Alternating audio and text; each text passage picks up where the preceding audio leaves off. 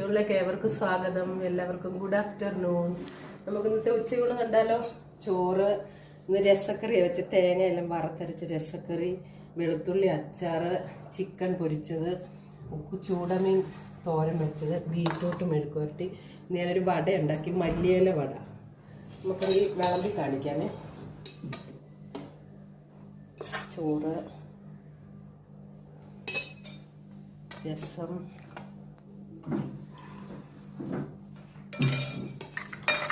വെളുത്തുള്ളി അച്ചാറ്, ചിക്കൻ പൊരിച്ചത്,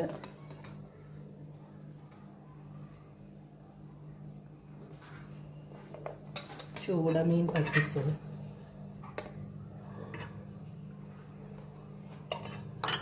ബീറ്റ്റൂട്ട് മെഴുക്ക് പുരട്ടി, മല്ലിയില വട. ഇതാണ് ഇന്നത്തെ എൻ്റെ ഉച്ചയൂണ്.